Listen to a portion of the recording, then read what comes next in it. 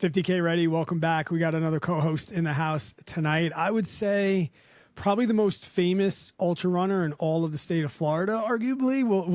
We'll see. But a podcaster, ultra marathoner, genuinely great human that I had the opportunity to meet and also be on her podcast. Liz Myers, what's up? Thank you so much. And I wouldn't say I'm famous, but I'm getting there, I guess, right? I mean, is there a more famous ultra runner out of the state of Florida than you? Yes. Okay. So, Deanna Doan, she just did the Florida Trail FKT. She just crushed it. Oh, okay. And I shout out to Deanna. She's a good friend of mine. I went out there and helped her. An amazing athlete, and she is like well known. I mean, she just dominated that FKT. You gotta go check it out. I definitely will. And I always like to start and let my audience know exactly where I've met people before, how I got in contact with people, because as you know, being smaller podcast hosts, we have to source out our own people. And I had the pleasure of running Javelina and pretty much yo-yoing back and forth with you. You would pass me, I would pass you. I found out when you had me on your podcast that you actually started a half hour later than me. And then I caught a nice little bug at the end, and I think we finished within minutes total time-wise of each other. But yeah, it was such a pleasure, and we've been going back and forth. You are a very busy lady and have done some awesome things in the ultra marathon space that I really want to focus this episode on. But I really just want to start too, because I like the relatability of the guests that I have to the people, the mid packers, the back of the packers, like not too many elites that, are knowing me and sitting down with me, but you're relatively new to the sport of ultra marathon, all things considered, wouldn't you say? Like when did you start ultra? Yes, I'm very new to all of this. So I would say I started running around COVID time.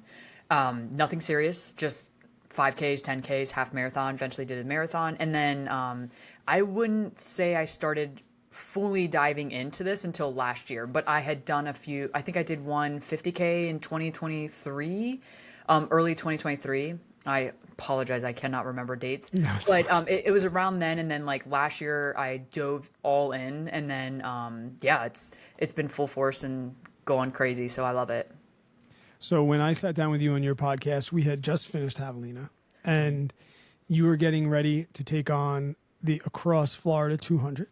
Yep. And now we can say FKT holder of that event.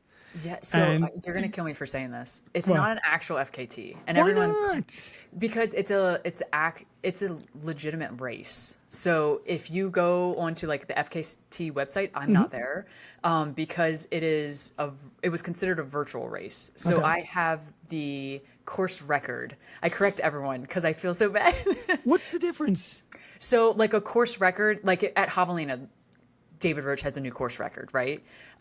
If you go to Across Florida, there's a guy, Fred. I apologize, I can't remember his first name or last name. And then there's me, who have the course record because it's a virtual race. It's not an actual FKT. So this year in 2025, there is a sanctioned race that has a start date, an end date, and a cutoff time. So like that's... Has a female run the route faster than you? No, I'm the fastest female to run that course. Okay, so you have the fastest known time of any female on the course. Yes. Okay, so as we mentioned, FKT holder. Sure. For the female division, if you want to go that far. But no, it's still an amazing accomplishment. Yeah. Like I said, I have so many questions, and I'm lucky enough that we get to chat a lot. But, I've been saving some of those ones. The first thing, and one thing that we talked about a lot about on your podcast, is how I have no interest in going up to the 200. Like, I'm good. I'm like, I like to shoot big, but just, I know now I'm not ready for that mental commitment. As you got closer, what's like, not so much the mental side, but was there training adjustments? Like how much different is the 100 to the 200 mile distance? So I love this question, and I hate to tell you this, but I was very different compared to like a lot of other people, especially like how I would normally have someone, like, because I coach. So how I would normally train someone would not be how I went after it, because I did the 100 and then like 6 weeks later I did my 200. Right. So I wouldn't recommend that. And the reason I did that is I wanted to do it as like solo with just my crew and pacers. I didn't want to do it as an actual sanctioned race, which it is this year. So it was either do it like I did in 2024, or this year I would have to sign up and start on November 22nd when the race starts. So when in preparation for this, after I did my 100, I took a week off and like recovered. And then I went straight back into training with my blistered feet. But they were, working themselves back out. And so my training, the volume was still so really, really high. And honestly, my training up to the 100 was even higher than like what I would ever recommend, or what my coach would even recommend for me to do for the 100. But I wasn't training for the 100. I was training for the 200. Was Javelina a training run? Yeah. But it wasn't supposed to be, because I'm sure you know this, but it was my first 100. Yeah. So I had originally, like, let's take a step back. Like, when I originally signed up for Javelina, it was going to be my first 100. I was going to do it in 2024. 2025 was going to be my first 200. And I planned to do it in December of that year, too. So same thing, but obviously I did it a year early. So I was actually out at Badwater crewing, and I got a notification from a friend of mine that this race wasn't going to be a virtual. You can go do it on your own. You had to actually sign up for and do it in 2025. So I like panicked, and I remember reaching out to my coach and saying, I'm just letting you know this race has changed. I really want to do it. I think I'm going to sign up for it. Like, do you agree or not? And he was a little like, and I was like, listen, I cannot explain to you how much this race, I've always envisioned it like this. I want to do it like that. And he's like, then let's go. And I was like, all right. So then that 100-miler became a training race. And then that was a training race for my 200. So yes, I had all intentions on going out easier than like I would have if it was my A race for the year.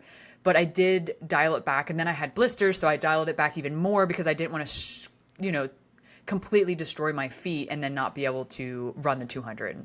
I remember in the days after when you got right back into it and I was just being lazy, and I'm like, I do not envy this young lady at all. I think I even said to you, like, good on you. You are a better woman than me, because I could not, under any circumstances, think about getting back out there. And you mentioned this a few times now, how this was a virtual and how they're going to, a more structured actual race next year, and how you wanted to beat that. You wanted to get in before that happened. What's the reasoning there? What was the appeal of the virtual versus being a regular race? I feel like most people would want all the people out there and, have that whole race vibe to maybe motivate. Like, what was the motivation behind, I just want to do this on my own, get out there and get it done? Yeah. And it sounds wild, but truly, when I originally saw this race, I knew it as a virtual, and I knew a whole bunch of people that were going out and running it and doing it by themselves with their crew. So like, I always had that vision, like, you find a race and you just envision it. And I remember when I first got into ultras, that was the race I saw, and it was at 200. I'm like, no one in their right mind will do this. And then I was like, well, maybe I could do this one day. So like, it was always kind of planted in the back of my head. And then I remember when I signed up for my first 100, I was like, once I do this, I'm doing that 200. Like, there's no ifs, ands, ors, or buts. Like, I had always kind of had it planted back there.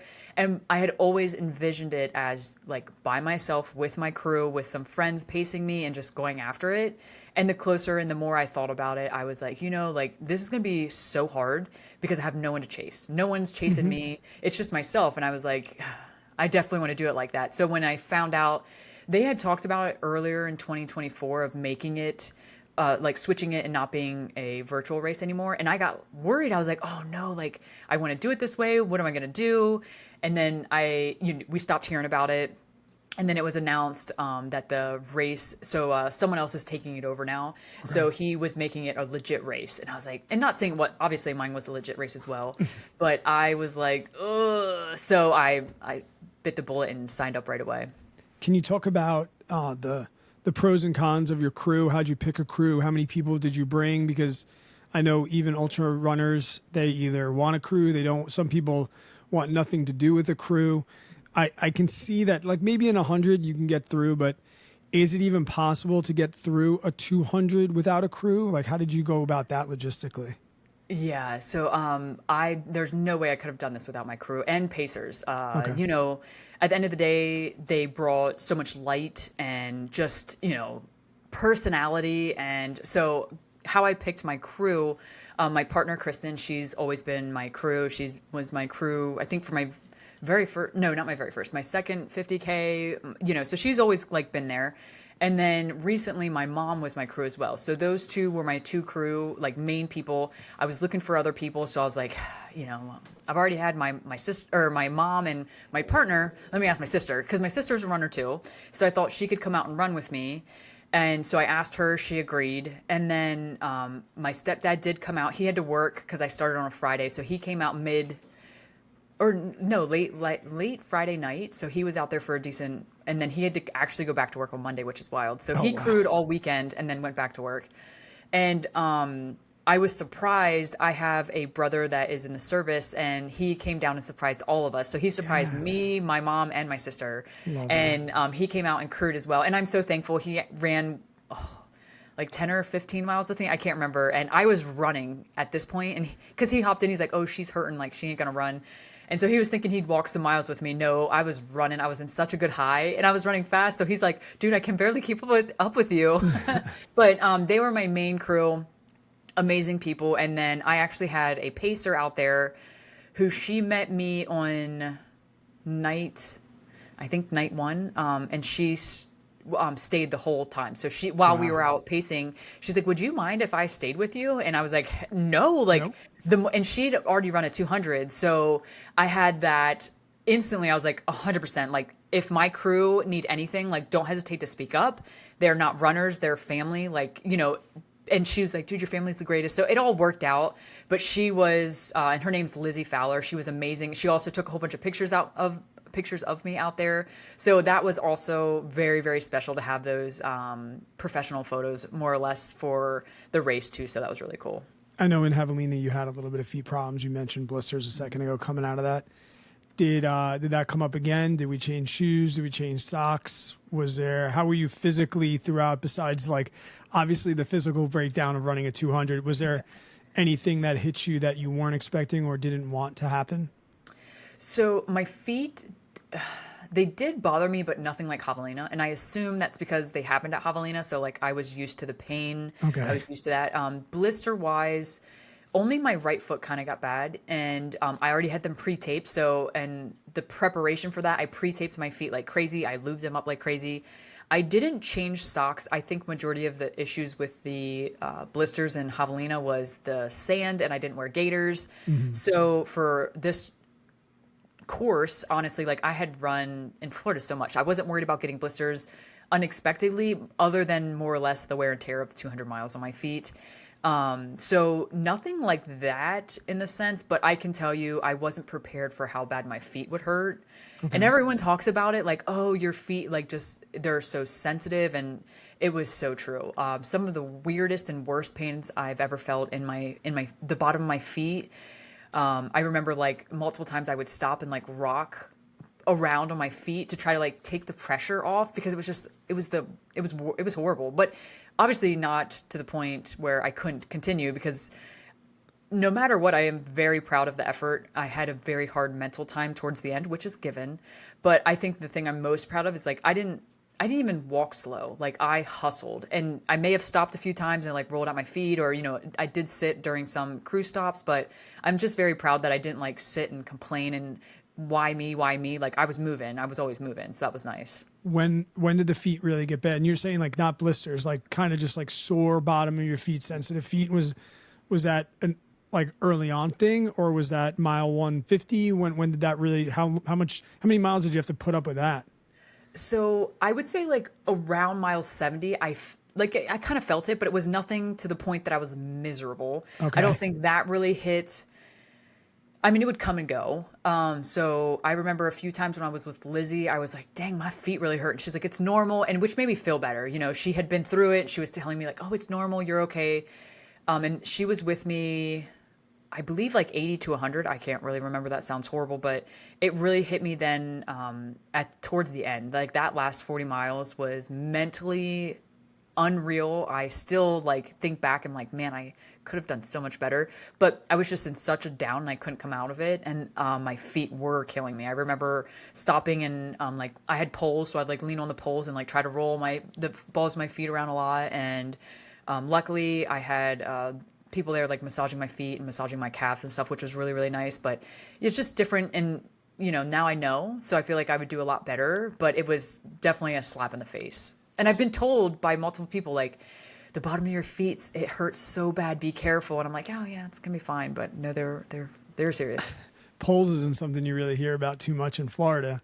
Did you plan to have poles, or like were the poles just for? Did somebody suggest like, hey, maybe you? Because I mean, Florida's pancake flat, right? That's why I'm saying that. So I would never think to like bring poles around. Was it just an aid at that point? Yeah, yes. So, and I didn't have poles. I didn't think I would need them. Right. And if someone wouldn't have had them, I would have continued. I may have been a little slower. I don't know. But Lizzie and Casey, he was another pacer of mine. They all had poles. So Casey actually gave me his poles first. I was done running with her. So I don't think I got poles out until like maybe 110, 120 miles in. Okay. And I used them more or less for navigating through a section so I'm sure you know, but the hurricanes came through and destroyed half of this course. So like there was a lot of cleanups, but there was also a really big reroute. So to get to this one section, I probably had like a quarter of a mile-ish of climbing over trees. So I used the poles more or less to like help me balance, because you're stiff and you're tired. And then after that, like they just kind of stayed, and then he left me and obviously took his poles, but Lizzie had poles. So then I used her poles, the remainder. I had no clue what I was doing with them. I still don't know if I have it down, but I made it work, and they were very, very beneficial. And I was super thankful to have them out there. You're making it sound like you went slow too. Like you were cooking. I tell you, and you're going to want to smack me the next time you see me. I feel bad saying this because like it's an amazing defeat or amazing accomplishment. I'm super proud, but I look back and I'm like, dang, you could have done so much better. Like, well, we're going to do that for every race. 100%. Every race. Yeah. No, and everyone that I say it to, they're like, are you stupid? I'm like, no. Like, I'm just my biggest critic. What was it? And You were just under 3 days, right? Like 2 days, 20 hours or something like that? How long did you go? 69 hours. Nice. Yes. Yeah, right. 7 minutes and 51 seconds. Okay. So sub 70.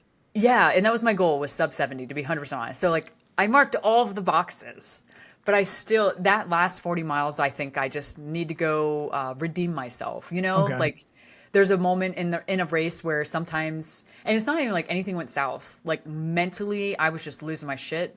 And I feel like I'm a pretty mentally strong person. Like, yes, I have my days and my moments, but in races, I feel like that's my one strong suit, is my mentality. Like I could continue to go, yes, things may suck, this, that. And during that portion, and I felt so bad for my crew, for my pacers, for my pacer that I was with. And I kept apologizing. And I mean, at one point I was bawling my eyeballs out, and I'm not a crier, but I couldn't hold things together anymore. And he's like, no, it's okay. He's like, it's okay. And I'm like, no, like I need to go faster. But at the end of the day, I'm very happy and proud of everything I did. Yeah. I mean, Javelina, you were bubbly the whole time. I mean, even at the end when I knew you were struggling a little bit, I mean, we both had our high and low moments, but yeah, you always seemed pretty positive. What do you think brought on the negativity? Did you have an expectation? Like, I know for me, when I started going a little slower than I thought I was going to go, that's when I get negative self-talk, or the heat sometimes will beat me down, which you're from Florida. So probably the environment wasn't too crazy or out of the norm for you. Do you think it was just the nature of the beast, that low moment? I do, and it's crazy because right before that, so the section before the last 40, I was with a whole bunch of people, and the main person, his name's Charlie, and he is hands down the best section, and everyone knows this, and I apologize to all my other pacers, but it was just like the best high that I had when I was out there, and him and I were running, like I was running like 140-ish miles in, and I was running like 9 30-minute miles. Like I was just the highest high I could ever have. Right. And we were walking, so it's not like I was running, miles. It was, it was literally a song, and then we would run a song, walk a song, run a song, and it was just the best. All the right songs were hitting. And so to have that high and then go into such a bad low, and then I was pacing, or I was being paced by someone that I truly care about. Like he's a great guy. His name's Kirk. And I just couldn't be there for the conversation. Like he was trying so hard to get me, and then I felt like I was disappointing him. And then I knew my crew was struggling because it's, day 3.5 and they're barely sleeping. And I'm not doing well and I'm usually doing well. So they're struggling with me not doing, just like all of that pressure, I think. And I just kept sitting like, you're failing, and then it just continues to go. But yeah, I would say more or less like the fact that I kept thinking I was failing, and then the more or less the pressure I was putting on myself for being slow, when at the end of the day, like I wasn't that slow, You but weren't slow. yeah. I know. I'm very talkative and I'm very bubbly. And the guy that paced me at Javelina, we did the AT together, so he knows like, are we talking or am I talking? Because he's gonna talk regardless, because he's just as chatty as me. And I think I had to say to him like, maybe right after that first aid station on that last lap, like, Jake, buddy, I'm not going to be talking very much. And then when we got through Jackass and I started talking back, he's like, oh, look who's here. Oh, Yes. you're back. That's we talked when I was on your show about what were you going to do about sleep, and we really had no idea. You were kind of like, I'm just going to wing it and figure out, like, there's not really a big strategy. How did that end up being up for 69 hours straight? And did you sleep when you needed to? Did you have a structure? Did you put that on your crew to say, hey, you're sleeping now, regardless of whether you want to keep going? Did you avoid the heat? How'd you plan sleep? So I did end up coming up with a plan. And it was kind of like a trial and error. Like, obviously I had no clue, but my thought process was the first 24 hours I wanted to try to sleep for like 20 minutes. Okay. So it did encounter like a little bit of a low. And every time I would say I had a low, I got really emotional. And that's when I was like, I need to sleep. Looking back, I needed to suck it up, But every time like I started to get a little bit emotional, I was like, I need to try sleep. And the first night when I went to try to sleep was probably like 7 or 8 at night. I could have definitely, like, looking back, I should have went further, and maybe like I should have ran until I got super tired where I could barely stay awake and then try to sleep, because when I went to sleep the first time, I wasn't truly that tired. I was a little tired, but not tired enough. So I think, like, future, I need to be really tired and then go to sleep. But I attempted to sleep every night and morning for like 20 minutes. It didn't work out. The first night I didn't sleep at all. That first morning I was trying to go to sleep right before the sun woke up. So like I would wake up with the sun, like trick yourself into thinking you're waking up for the day. So the second time I tried to sleep, I did get a little bit of sleep in, and then I tried that every time. So like late at night, early in the morning, late at night, early in the morning. And then majority of the time I truly was not sleeping. So it's like I'd lay there for 10, 15 minutes and then get up and go. But I was always closing my eyes and like just resting. If I couldn't fall asleep, I would rest. So I would say I tried to lay down at least 6 times, and probably 3 of the times I actually slept. I remember one time I tried to lay down and I was so nauseous.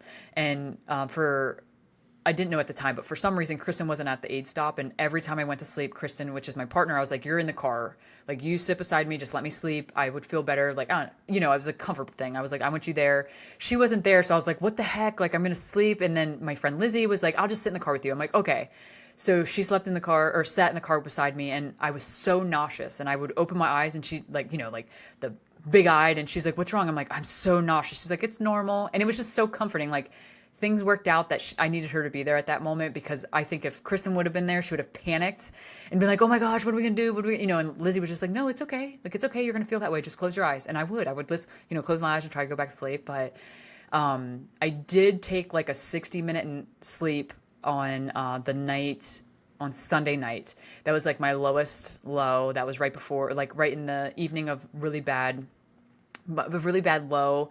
And I told them I wanted to sleep for 45 minutes, and they knew, like, it was 20 minutes. I would tell them, and I was like, if it's, the rule of thumb was like 20 minutes I'm feeling good, 30 minutes if I'm kind of iffy, and 40 to an hour if I'm like horrible. And so I instantly was like, I called Kristen and I was like, I am not in the mood. I don't want to hear anyone. Like, I was mad, and I was really mad at myself, but I was like, I don't want anyone talking to me. I want to go in the car. I want to go to sleep.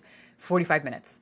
And they let me sleep for an hour, which I'm not mad about. And then I woke up and like had a breakdown. So like I needed that at the same time, but it was wild. And then that was the last I slept. Weirdly enough, no trail naps or dirt naps. I did lay down a few times to get off my feet, but I never like took an actual dirt nap. After that hour, did you feel amazing? You said you broke down, but like, did you feel better? Because no, No. I did feel a little better.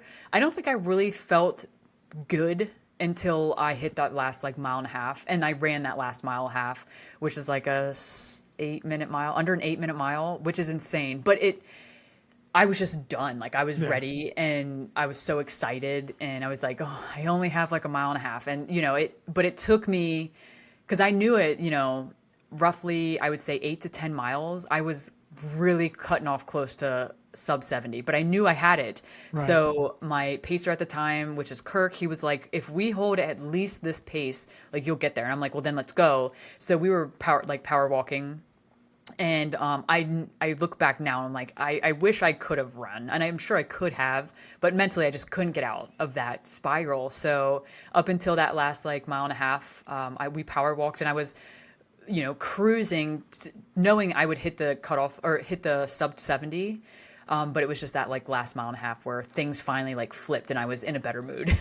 Yeah, sleep is still because you mentioned that like you made a plan, and I feel like I've talked to so many people that have made plans to sleep in 200s, but then they end up tossing and turning, and that makes them more frustrated. Like you said, you got to wait till, even if it is a dirt nap or trail map, you just got to wait until it is time. Because I mean, I'm not doing a 200, but in UTMB starting at 6 p.m., I know I'm doing 2 full nights, and I know that I'm probably going to be up most of the day before that 6 p.m. Like it's not like I'm going to wake up at 4 p.m. and be awake for 2 hours before I start. Exactly. Yeah. So I know that probably with a 43-hour finish and a full day before, there's no way I'm staying up for 48 hours straight. So I'm trying to figure out if I should make a plan, or if I should just, when I need to just lay down, and like I'll know. Because when I did the AT and we were rolling out there for 24 hours, but for whatever reason the heat just beat me up and I had a tough night, I knew like I just need to lay down on this dirt, on this trail, and get 5 minutes. And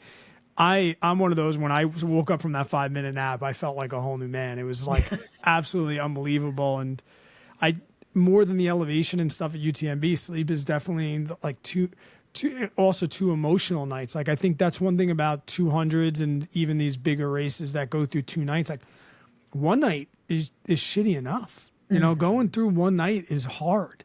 And that, to think that you have to do that dreaded like 2:30 a.m. to 5:30 a.m. piece multiple times, like that's a whole, forget the mileage and forget the time. That's got to be just so wacky, seeing the sun go down again, and then the sun come up again, and in your case, not even being the last sunset and sunrise. Yes. Like I can't. Were you looking ahead at time? Were you taking it like 10-mile stretch because there's no aid stations, right? We're going to meet your crew. But I mean, how do you not, at mile 70, when your feet start to hurt, how do you not think about mile 140?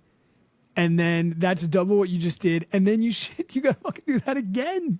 Like, did you, like, because that's when I asked you, like, what caused that low?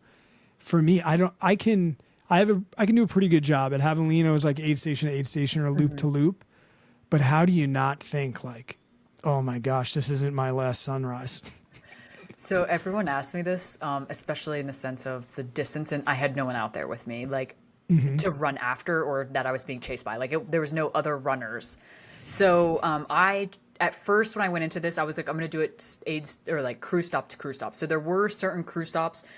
Like I had this all mapped out. So they're offered like, hey, this is suggested stops for you. And then you can kind of make your own too, because there is road sections, there's, random parts that people could actually meet you at. So it's truly up to you how close and far away you want them to be. Obviously not too close, because then you're too much stop at aid, or not too far away, because towards the end I really struggled, and I was like, I want to see them every chance I get. And, that was a argument that I kept having with them. But at the end of the day, when I got to the actual, like how I broke things down, I went in thinking I would do it so each aids, how should I say this? How I did mine there. So say there was 13 aid stops. I had them grouped off in like a few. So I had a bag drop where I would have note cards in my bag. Long story short, I gave these note cards out to my crew and my partner because I was proposing to my partner at the end. So I had like, I just need to get to that bag. I need to get to that bag. I need to get to that bag because each time I got the bag, I knew I had note cards to hand out. So that was really exciting for me. But then that kind of became too much, to be honest. And my crew, or I messed up the note cards in the bag. So when I realized that, I'm like, shoot, like this one is supposed to be later down the road. And I'm like, oh my gosh. So then I just got mad at myself. But then you tried to gamify and it backfired.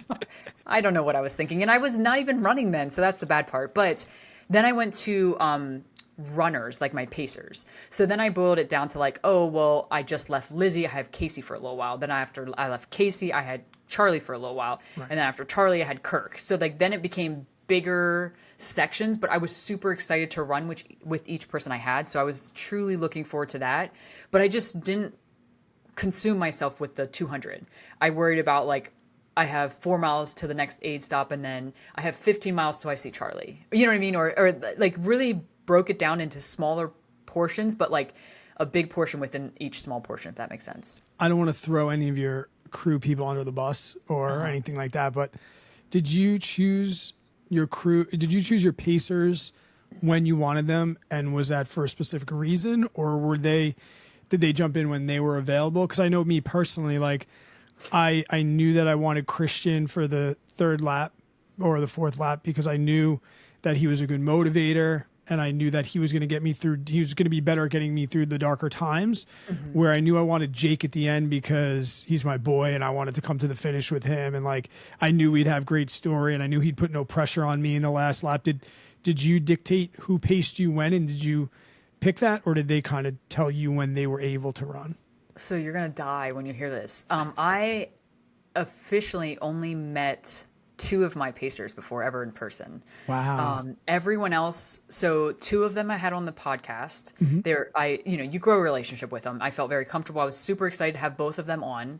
And then I had known Charlie for a little while. We ran a training camp together. So like I'd run with him. I was very excited for him because I knew I loved running with him. Like I had run with him. He was someone I knew. And then Sean, he was at the beginning. I knew him as well, and we'd run together before. So 2 out of 1, 2, 4, 5. 2 of them I had run before. 3 of them I'd never met. But 2 of them I had on the podcast, and then the other one, he was a part of the Everyday Ultra team. So really good friend of mine. Talked to him all the time. He lived on that coast. So I kind of laid them out by like what was convenient for them, not by like what was convenient for me. And I have no regrets. Like I wouldn't have changed it how everything worked out.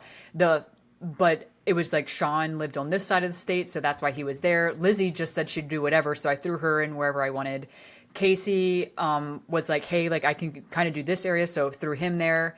And then I had a few people that did just randomly pop in, like John Reed came out there and helped me, and then Lindsay, she came out and helped as well. So like those people, when they reached out, I already had like a set crew, but I was like, I would love for you just to come out and run with us. Like the more the merrier. So I really had no clue what I was getting into with like how I would react with them. But I knew at the end of the day, like I could pretty much get along with everyone. And I knew these people enough that I trusted them to be out there and push me through. And I was so pumped to run with everyone. And like each time I would finish with one, I was like super excited to run with another. And then, I apologized so much to Kirk when in the finish, because like I was so miserable. I was like, I was so excited to run with you. And he even made posters and like put posters all throughout the back end of the course because he lived there. And I was just like miserable, but I'm like, thank you so much. And I knew he knew I meant it, but like it didn't come off like I meant it because I was so miserable. But I hate to say I winged it because I didn't. I did plan it, but not more or less because I truly never had pacers before. The only pacer I had was at Javelina, and he lived in Arizona. Yeah. So it was not like I could have him, come out here and do this. So it was a whole experience. It's actually not shocking that you did it without meeting people, because I mean, maybe it is shocking, but I did something similar, and I feel like the only pressure that I had of never meeting them was that I felt like I was wasting their time. Like we didn't have a relationship. Like my buddy, if I'm walking, I'm like, screw you, bud, I'm walking. Like, yeah, But I mean, when I did SP50 in Utah, Abby Store. She has a podcast. We had just conversated, DM'd or whatever. And I had mentioned to her, you know, I know you have 100 coming up. Do you want to get a couple miles in? I'm feeling good. I'm going to push. Like, I would love for you to come out and get a long run with me. And we talked the whole week. She was so pumped. She's like, I'm saving my long run for that day. Like, it's going to be dope. I can't wait. Like, it's so nice to finally meet you. And like, I was like 4 miles out from meeting up with her, and I felt so crappy. And I'm like, I'm going to have to, she's going to walk with me for 6 hours. And we pulled into the aid station, literally the first time I'd ever seen her. Like, hi, nice to meet you. And then I had to say, like, I got to be honest with you. Like, I'm in a dark place. I'm not going to probably run that much. And I apologize for that. And she's like, no, I'll still come. Not like she's going to be like, oh, well, since you mentioned that, I'm going to go home now. But the whole time I'm like, we had just met, and I, not say I have an ego, but like I made it sound like we were going to be moving. And instead I'm throwing up. Oh. They're throwing me in the river. You know, she's sitting there like texting her husband, like, yeah, I told you, like, because I'm sure he was like, she told her husband, like, I'm going to go out for an 18-mile long run. You know, it's not going to be that big a deal. I think we were out there like 4.5, 5 hours, something like that. And like, the only thing was the whole time, and even days and weeks after, like, Abby, I'm so sorry. I'm so sorry about that. I'm so sorry. She said, now I know a year later that it wasn't a big deal, but yeah, sometimes you just, I mean, I guess too, this day and age with the internet, like, you can be friends with somebody without actually like being in the same room with them, if that makes sense. I don't know. Yeah, 100%. And that's like, at the end of the day, I was very open with all of them, and was like, listen, this is my idea. This is the worst case scenario. And I was within my idea, you know, the reach of a goal is what I told them I would like to do. And then, you know, plan C was the worst case scenario. And I would only say one of the sections, which I felt so bad, it is Casey, and he like, he has a wife and kids, so he had to get home, and I'm like, I'm so sorry, like, I'm literally going way too slow, but I'm, you know, like, just, we're cruising, and I thought I would be running, and I'm so sorry. And he's like, no, it's okay. But, you know, I felt just like you did. And then Kirk was a whole different story, but he knew. I was like, listen, you're at the end of this 200. I have no clue what to expect. So I'm either going to be a ball of joy or I'm going to be miserable. And I sadly was miserable, but he was a trooper. He did so good. But it's so true. You know, this day and age, majority of the people I meet I hit them up on social media, and I'm like, hey, I have a podcast. Would you like to be on it? You know, and we kind of rolled from there. And, you know, that's where two of my pacers came from, is they were both on the podcast. They had great stories, and I just hit it off with them. And I knew they lived in Florida, so I reached out and was like, hey, I'm actually going to be running the Across Florida. Like, would you want to come out and join? And they were down, so it all worked out. It's definitely better when they're actually like runners. Like, that's one thing that Abby said. She was like, Brad, I do this. Like, I know what you're going through. Where in Canyons 100, I had my younger brother, who not a part of this scene, and he paced me, and here we are walking for 2 hours. He's like, I mean, I didn't think we were going to be like running 8-minute miles, but I thought we were going to be running, my dude. And I'm like, just not now, Dan. Like, now is not the time. How did you handle nutrition? We know ultras is an eating contest, but I'm sure you had a plan for that, and I'm sure that plan went to shit eventually. What did that look like? So nutrition wise, I'll kind of break it down how I do nutrition, and then it fluctuated. I can honestly say, like, my nutrition wasn't horrible. I did hate eating at one point, and just nothing tasted good, nothing sounded good, but I would like to think that I ate pretty consistently, all things considering. I did throw up. I haven't thrown up in like 10 years, really? And I projectile vomited like all over the place, but then I was good. I was so good after. So like, it was like one and done. And, but my nutrition, I drink Tailwind. So I would have 2 scoops of Tailwind about every hour and a half. And then I rotate between gel, applesauce, fruit snacks, and like any type of like the blocks, the Cliff Bar, or the blocks, or the Goo Chews.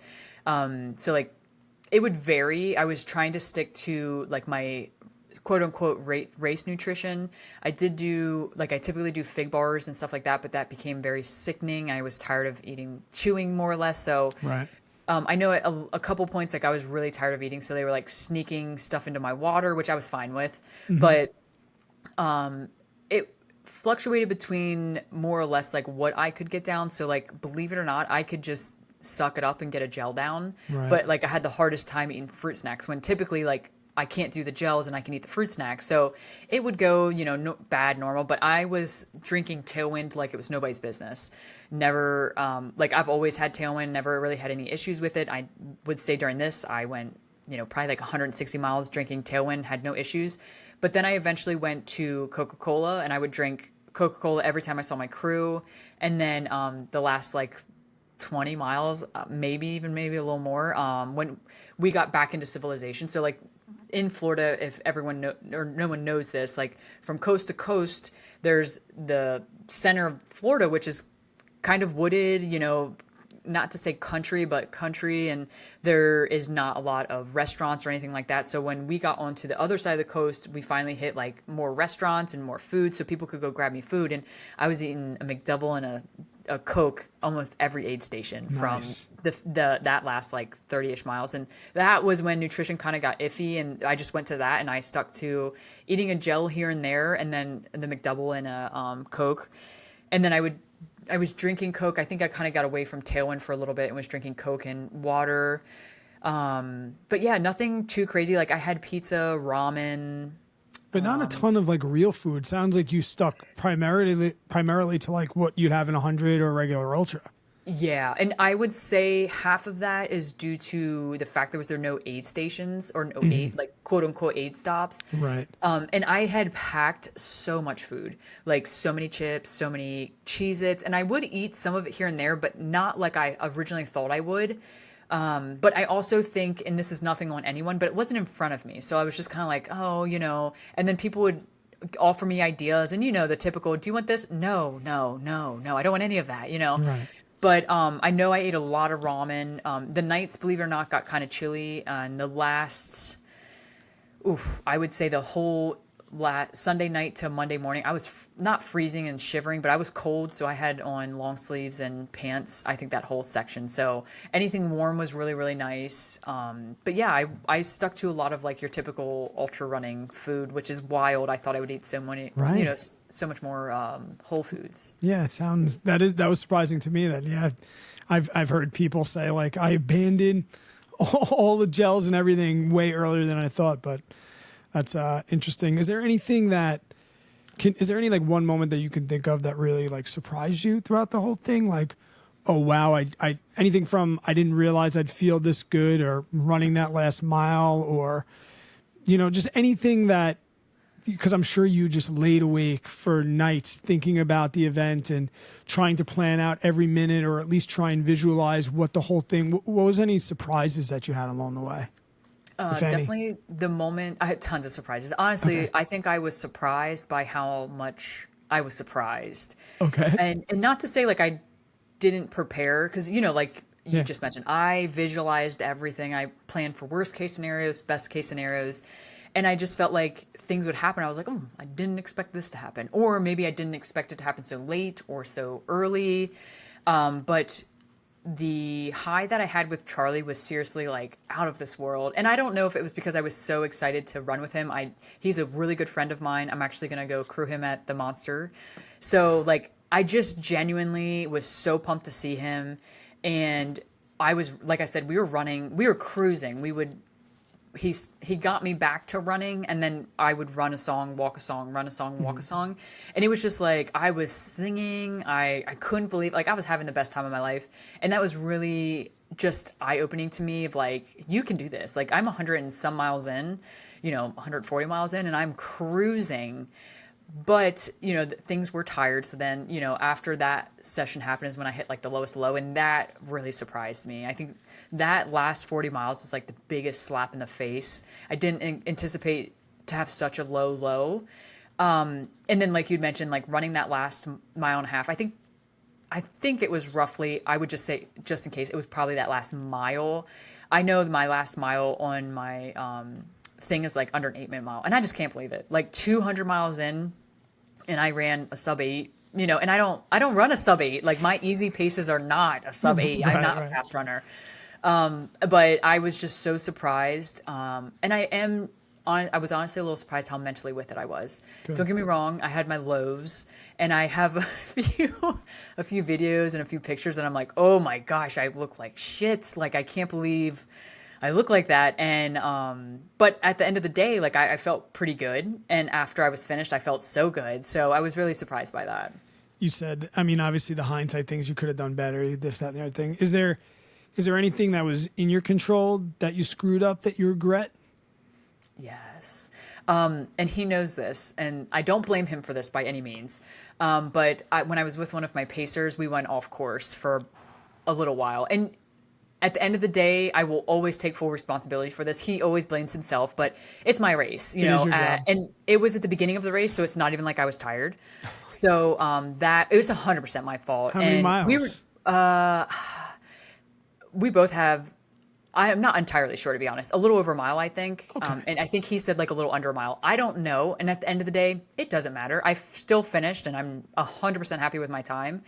And then towards the end as well, my last pacer, like the roads were just so confusing. We were back on road, so like we were trying to maneuver. It was busy, and so we went off a little bit as well. Actually, my brother is the one who called us. He called us and was like, "Dude, like you're off trail, turn or off course, turn around." And it was just, at that point, it was I even had the map out, and I'm like, "No, we're on the right way. Like, what is he talking about?" And then sure enough, like, "Oh no, shoot, like we're on the wrong way." So, a couple adjustments in that was like hindsight. Like, you should have just paid a little more attention. But at the end of the day, like everything worked out, so you can't be that mad. Yeah, I mean, it's weird. Like early in the race, it'll fluster you, but at the end of the race, it'll fluster you more. It's like one of those things. And the whole like getting off course, I've been very fortunate. It's never happened to me, but I've run races where it's pretty obvious. But with that nightmare that you'll have like 2 weeks before the race, where like, I mean, I've had them when I did Ironmans, where you have that dream where you show up without your bike or something like that. Every nightmare I have about a race leading into it, I always get off course. Or like, I think my first 50K it goes through this area, and I remember calling my wife and being like, I gotta be lost. And she's like looking at my tracker. She's like, Brad, you're not lost. I'm like, Tara, I've trained on this course and I've been on this route. Like there's no way. She goes, yeah, when you trained on it, you were running. That's why you got through it so fast. Like you're walking pretty damn slow. So if you don't want to feel lost anymore, maybe you should just start running. And turns out she was right. Couple minutes later, there's the road that I got really, really used to. Oh, sure. I'm curious how finishing a 200 has influenced the people around you. I mean, I know I have a very small circle. My brothers support me. They're not big runners. My brother Danny has done a 50K and he does it casually. My middle brother, not so much. My friends, no shot. They still think I'm crazy. But, even the boys that, will bust my chops for losing so much weight and not partying and not going out. When I finish the hundreds, they're still your friends and they still come up and they're like, dude, good on you, man. Like, I can't believe you did that shit. I can't even imagine the people now that you've done a 200. Have you seen like any ripple effect through your friends, family? Has anybody started running because of what you did, or or accepted maybe that you don't go out and party as much anymore, and they're like, okay, now I kind of get it? Oh, I love this question. I actually have something that literally just happened a couple days ago, and it's not so much the 200. I think it's just me as a runner, but it's someone within my family, and she wrote me and was like, I just started to go run today and I haven't ran in like 9 years, and I just follow you and it's so cool. And that was like awesome. That, it always hits home and it makes me feel so good. But I will tell you the biggest thing, and I hope she doesn't mind, I'm going to shout her out, but her name's Julie and she's someone on my team. She was actually supposed to come out and run with me, but she overslept, and I was running so much faster at that point. So she thought she had, 4 hours. In reality, I got there in 2 hours. So it was really on me, not so much her. But she reached out to me after the 200 and was like, just so you know, like, I never really envisioned myself doing 100. And after seeing you crush this 200, like I signed up for Javelina 100, she did the 100K last year. Yes. So I was like, that was like the coolest experience. And I said, like, thank you so much. I appreciate that. Like, truly it means so much, but I don't think she knows how much it means. Mm-hmm. And it's, like, I don't even think anything of it. Like, yeah, I ran 200 miles. It was awesome. I learned so much about myself. It's super cool. But to hear like these people reach out to me and tell me things like that, and it makes me feel so wonderful because like I want to share, like, at my podcast, I want to share other people's stories because I truly do feel like everyone's story has some meanings. It can inspire someone. I do feel I can too, but you never really think it's gonna, like it Right. sounds horrible. So to actually have like these people reach out and multiple people have, but those are the two that like really stick out to me. And it's just like that's so cool. Like I am pretty cool, huh? Yeah. It's just really rewarding. And all I did was go out there because like I'm sure I don't know how you are, but like I do these races more or less to see what I can do. Hmm. Like yes, I am competitive, but I'm very competitive with myself. And at the end of the day, like I want to see what I can do. So when I do that, and then I have this like rewarding feeling of someone being inspired by it, it's just the best feeling in the world. Yeah, it definitely is. And you mentioned when you spend so much time and effort showcasing everybody else's story, you do sometimes forget about your own story. And you know, maybe not so much for me with racing, but sobriety, like the messages that I get, it sounds cliche, but it really it's a game changer. And not to say that like you mentioned, we don't need that external motivation. We go out and do it, but man, it doesn't suck when you find out that you did positively influence people. And I mean, I learned that early on because I've been in social media now for so long, and there's this stigmatism where, we do podcasts or we do Instagram and things like that for our own personal gains. And, that it's a long, lonely road sometimes in social media, but I think the real big power of it is the relationships in the community that you can make and build, but also too, like how you can impact people and that ripple effect. And I think when I go through my low times, it's very, very easy to lean on the community and use them to come back on and see and get a good message. Like all I have to do the other day in my story, I just posted that I was having a little bit of a rough day with no details about it, like, hey, needed a smile. Thanks a lot. Having a rough day. And I must've got 25 DMs like, hey man, what do you need? You good? Like that's the type of thing that we don't realize. And I guess we get to amplify that by doing these things. And, that's so awesome to hear. Cause yeah, like I said, you have a podcast where you showcase other people, and you'd mentioned before we press record tonight that you hate being on this side. Yeah. And, the truth of it is like you now have even more of a story to tell than you had before, and Yeah. I have loved listening to you on podcasts since I've been on yours, and I still continue to listen to yours. But like, I when I saw you on Distance to Empty, I was like, let's fucking go. Like, that's really, really awesome. And I mean, it's nice to see other people succeed too from my end. Like, I like to clap when people win. Yes. And even though I beat your ass in Javelina by 2 minutes, like this is like something that and the fact that I got to have the conversation with you about the 200 and then got to see you do it. It was awesome for me to see. I loved every minute, and I love all the attention that you've gotten since you've completed it. And that's been so rewarding for me. And I'm glad that you at least recognize how you've affected, that small community around you. Yeah, it is super weird. But it's amazing. And, I say this all the time to my partner, like, I'm just so lucky because I never envisioned this in my life. I am an outgoing person, but I can be very, very introverted, except when it comes to things I'm passionate about. And like, this is one of them. And we could talk here, for days. And, it's just something that I took the step and continued to step further and further in. And I think having the very, not to say few, because I don't mean that in a rude way, but having the few people like truly say like, you can do this, let's see if you can do it, like was just that little bit of nudge to continue going. And and then meeting this ultra community and then finding people and growing, like you just happened to hear me talking about my podcast at Javelina, and then we're like, hey, you're the one that said you had a podcast, and I'm like, who the hell is this guy? And then we chat, and I was just like, it's so cool. And it's why I love doing this, and I appreciate everything. And I have to say, like, I creeped on you once I met you and felt like got to know you. I'm like, dude, like this guy is doing it. I need to become friends with him, because I'm a firm believer in like surrounding yourself with people that do the things that you want to do, and I can learn from you. And I know I've asked you multiple questions, and I'm always wanting to learn, because at the end of the day, like, I just want to be the best version that I can. And I got to surround myself with good people, and you're one of them. So I I love, appreciate you. I thank you. And I love when I sit down with my wife and I don't need, and I can refer to my people on the internet by a first name, and I don't have to like give the one from that time. And like, you big, like even before she's like, oh, who's on the podcast tonight? And I'm like, oh, Liz. She's like, oh, the one from Javelina. Awesome. Great. So it's like, that's nice too. You realize that they really do become, good friendships, and they are genuine. And I will say, like I mentioned my wife, so you said finish line, you went for the proposal. I did, yes. Now Yeah. I got to ask. Okay. Well, she said yes.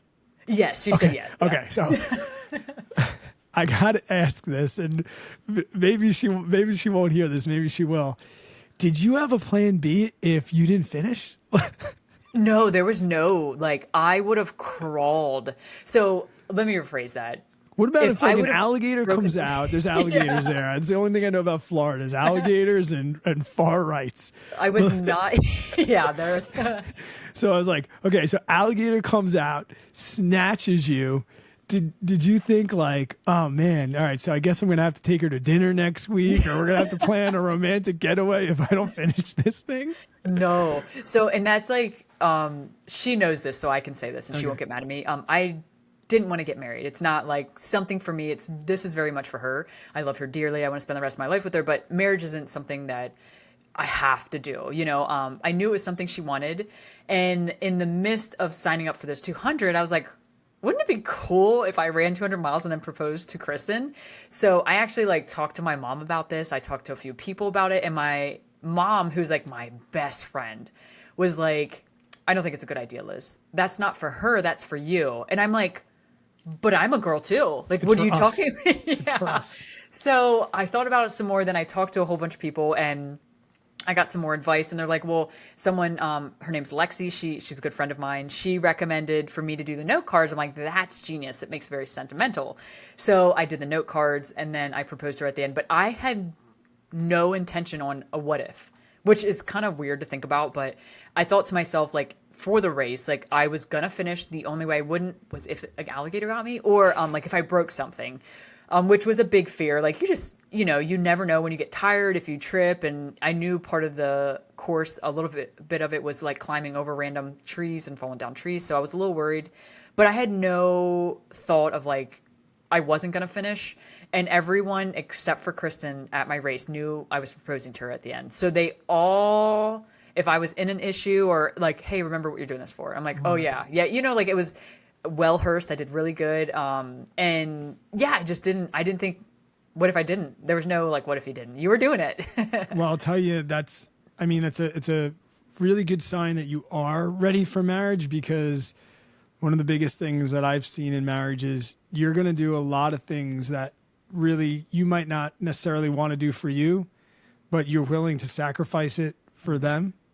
And I mean, that's a perfect answer. Like that's a perfect, it's not a bad reason to propose. It's not a bad reason. Like you mentioned, like it wasn't necessarily your thing, but you knew you could make it both of yours. You can make it, it was for her, but it was for the both of you. And that's what marriage is all about. It's about making sacrifices on things that you might just do alone and realizing, oh shit, I'm not alone anymore. I'm a together. So now I'm a together. So now I need to do things that align with not only what I would do, but what my spouse and the person I want to spend the rest of my life would do too. So I was like, that's a great, like, I got married in a church. I never would have got married in a church, but my wife wanted to get married in a church. So I got married in a church, no big deal, and so you made the right call there. It has nothing to do with whether you wanted to get married or not, but you did it for her, and that's a good thing, because if you weren't willing to make that leap for her, then you probably were not ready to. Oh yeah, 100%. What was recovery like? How long have you run since? Yeah. So I actually took a full 2 weeks off of no running, and I was ready to run after like 3 days. I was gonna say, did you want to run? Gosh, yes. But I knew mentally I needed it because I had such a big push from, all 2024, to be 100% honest with you.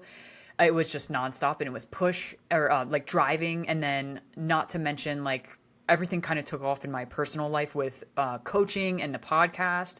So like I went from a full-time job to just running to a full-time job running and then coaching and then the podcast and then, just writing. And there was so much on my plate, not to mention my home life. We got 2 puppies. So like there was just so much going on. And not to mention I was training 11 to 13 to 15 hours a week. So like it just became so much. So mentally, I just needed that break. So I didn't run for about 2 weeks.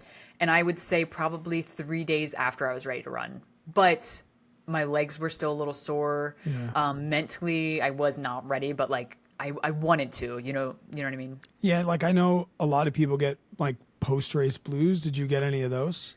So I would say yes, but it was delayed because my brother was in town and like I got to spend 3 days, 3 days with him, and that was great. And then I hadn't been alone, if you think about it. Like, yes, I was running and I did run a few, like at the beginning by myself, but the second half, I mean, I was with someone, I think, oh gosh, I can't remember where my last pacer picked up, but I was with someone for a really long time. And then my brother was home, so I was with him. And so I was truly with someone for so long. And then like I got alone and I was like, oh, like here comes the depression. But it wasn't bad. I think I needed it. Like I just wanted to not be so consumed by something. Like I was so consumed with that 200. And then I already had like my A race planned for this year. So like it kind of switched, but I have so much time. So like the race isn't until the end of the year. So it's not like the pressure is on, but like I have that to look forward to. So I took the time to like relax and rest and really try to like just be more present, I guess I would say, in everyday living and with like my family. But I want to say I was probably more depressed with the fact that I was so hard on myself on like, you could have done better. I wasn't so much like race day blues. I was ready for them. I was ready to be done. But at the same time, I was very disappointed in myself, which is horrible to say. But yeah, so it wasn't horrible. All right. Yeah. I was so happy because I went through it after Javelina. I didn't canyons, but Javelina I did. And it was weird. One day I just woke up and I wanted to run again. It was so crazy. Like, and I looked into things. My brother's a little attached to the medical field, and he really thinks I had such a really, really bad electrolyte imbalance that it messed with everything. And sometimes a really, really bad electrolyte imbalance can take a month to get yourself all sorted out. And yeah, literally I went from like, guys, I'm not joking, I'm literally never fucking running again to I want to do 100 on a treadmill, like an overnight, like. And I stalked your ultra sign up just to see what you had, and I see that you're running Tampa 100 in November. How did you go? You said you had that signed up already. How'd you go about planning out 2025? Where did that Tampa 100 fit in, and what about these little 50Ks and stuff that you have leading into that? So Tampa Bay is actually not my A race. Okay. The Barkley Fall Classic is. Nice. Yes. So that's like my A race. Obviously I want to one day get into the Barkley, and this is, that baby step there. And I just think it's fascinating. And then seeing Jasmine finish, I was like, and I'm sure every woman felt this, like, they're like, fuck yeah, like I can do this, So I've always loved to challenge myself. And I think that race would just be the ultimate end all be all. And then the Barkley Fall Class is something, it's the baby Barkley, and I'm all about it. So I applied as soon as it came open, and then was waiting endlessly to hear if I got in or not. And I did. So that's my A race. I was going to do a 50 miler the beginning of this year, but it got canceled. Okay. So that's why the 150 milers in there, I think at the beginning of August. It's called H9. And it has 12,000 feet of vert. So I wanted to hit something with some vert because, I'm a Florida girl. I got to go after something hard. Amen. So, Barkley is very verty. Obviously, I don't know the exact distance or the exact vert elevation because of the no watches. But, and then I wanted to do a 100-miler. So the Barkley was, a race. I wanted something to challenge me in vert, which was the H9. And then I wanted to do 100, and I kind of wanted to see what I could do in a fast 100, even though my first 100 didn't go as planned. This is flat and it's on concrete, which isn't ideal, but at the same time, I do run a lot of concrete out here in Florida, or, pavement. So I was like, you know what, like, I'm in Florida still. Why not do Tampa? What So that's why I signed up for Tampa. what do you know the day in November? Oh, 20. Is it the end? Like after Thanksgiving? No, the beginning.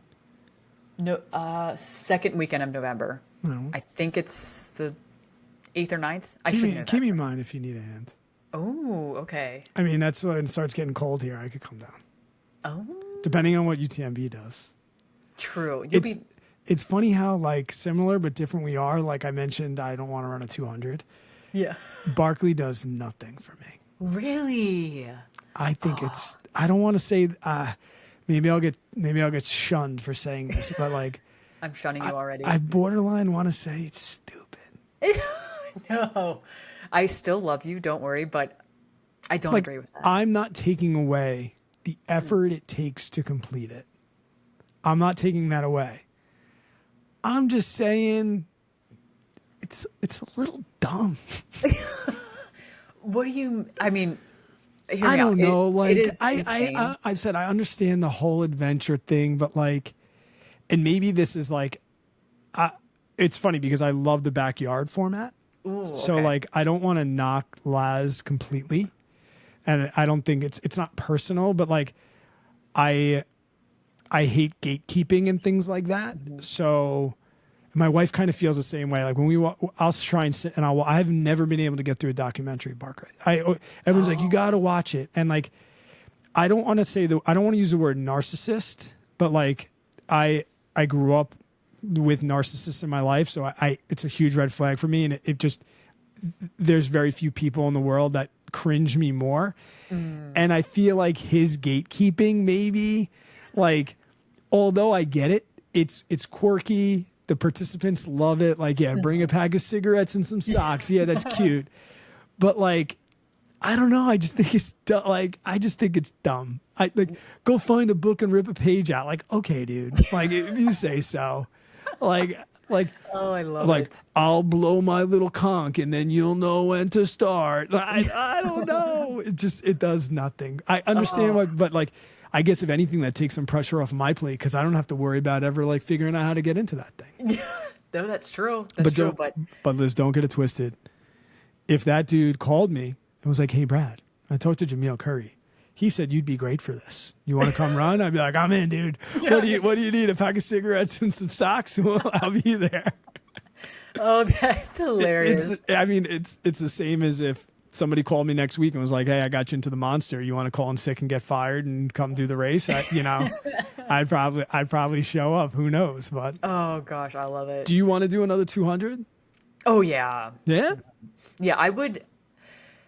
Everyone's Is like, it a once? Like I see these people that do all 4 or all 5 in a year.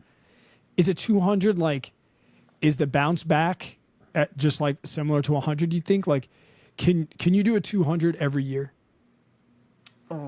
that's a good. It's very individualized. What if you're really old like me and you have a family and stuff? Because my biggest training issue is family. Like my biggest thing, like today, my daughter had a birthday party for 2 hours. My son had lacrosse for 2 hours. Then my son had a soccer game. So there's 4 hours in the middle of the day, and it's like my wife's an ultra runner. So she took the morning shift. So that's not even from a physical standpoint, but from like a mental standpoint, can you do a 200 every year? If you have the time. Yeah. It's and- right. It is more of a time thing. 100%. And I'm so thankful like that Kristen supports my craziness because there's no way I could do half of the things I do without her. Like, because when I leave to go for runs or races or crewing and pacing, like I'm gone for days, hours, and she takes care of the house. So without that, like I wouldn't be able to go do it, and her being understanding, like I'm going to go run for 6 hours and come home and be completely tired and probably grouchy, a little bitchy. And she deals with it, and I'm super thankful because I wouldn't be able to do half of the things I'm doing. I guarantee with another person or many people out there, she's very kind and generous with everything. Like, tonight when she got home, I was like, yeah, I'm super tired. It's been a long day, but I have a call with Brad. I'm so pumped about it. And she's like, you're always tired. I'm like, yeah, I'm always tired, but she's just so supportive in that aspect. And I think that is like the one thing that'd be really hard because it is soul sucking sometimes because, you know, you have young kids and then you have a full-time career plus all of this stuff added. It's like a whole nother part-time, almost full-time job running for a 200 miler. And then we're like, hey, let's start a podcast. Yes. You know, let's just make it, let's a little bit more. And I mean, your podcast is great. And when I was on it, we were talking about like its initial growth and things like that. It's been good. Yeah. It's picking up. Yeah, so far, I mean, knock on wood, nothing's crazy has gone on. And, you know, it is like you mentioned, like it's another job. So it's trying to find the time and balance everything. But I feel like I do pretty well. I like cram on a week and book a whole bunch of calls, and then I use those calls for a few weeks. Right. And then, you know, I do that a lot, which is kind of helped because like I don't have to worry like, oh, let me try to schedule people. I just cram them all in one weekend and then I'm good for a little while, which is probably a little crazy, but it just works out for my life. So I find that to be the best, like, because I find myself to be like ultra motivated, or like we'll come out of a race and then I'll want to talk to people specifically about that race. And I find it best to like, like when I want to go podcast, I try and book every single night and get a bunch.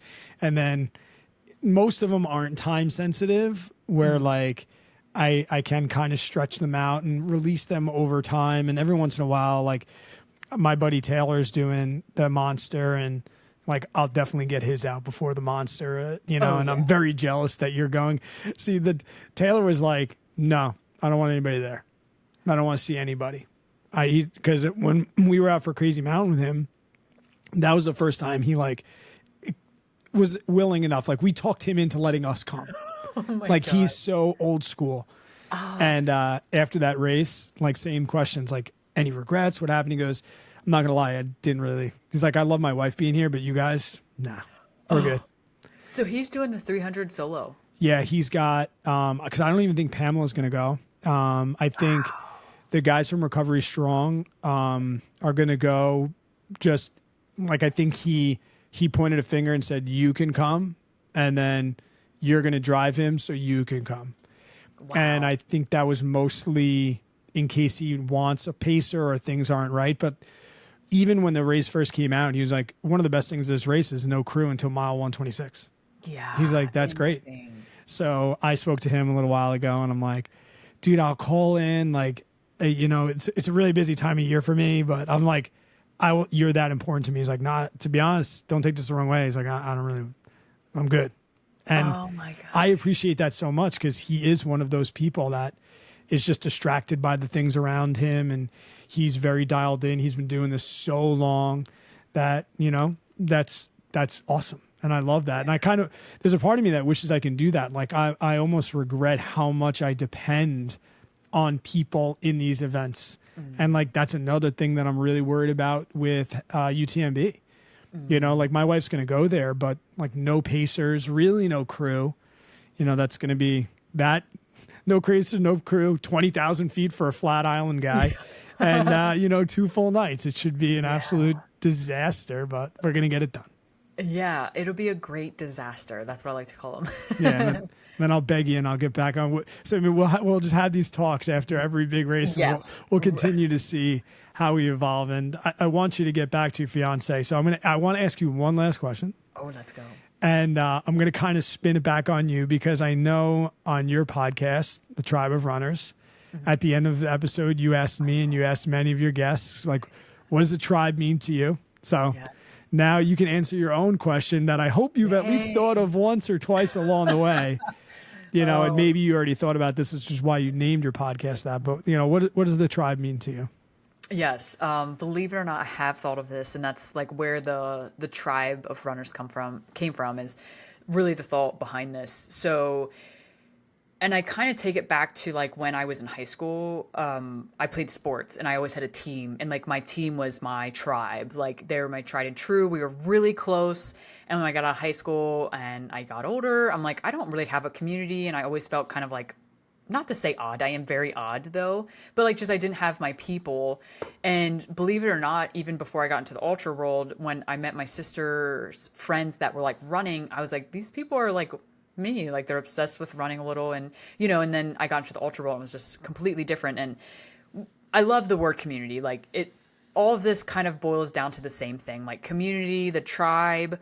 And I don't mean tribe in a rude way. You know, some people can take it in a ignorant way, and I don't mean it that way. You know, like when I say like I want to build and cultivate a tribe of runners, it's a group of people that I will meet and talk for 5 seconds with, and I'm like, they're my best friend. Or, you know, like it's just the people that I have, and it's not only like the runners or the people out on the course, it's my family, it is the people that I've worked with that were like, I can't believe you ran 200 miles, you know, that cheered me on knowing I was training and going through all this stuff that, you know, like aren't runners, and they're supporting me. And it's just everyone that has made little impacts that have, you know, made me who I am. Because at the end of the day, us as humans love to be surrounded by people. I think we're very social people, and, you know, it takes a while to find your people. And I feel like in the running community, they are my people. So, you know, within the tribe of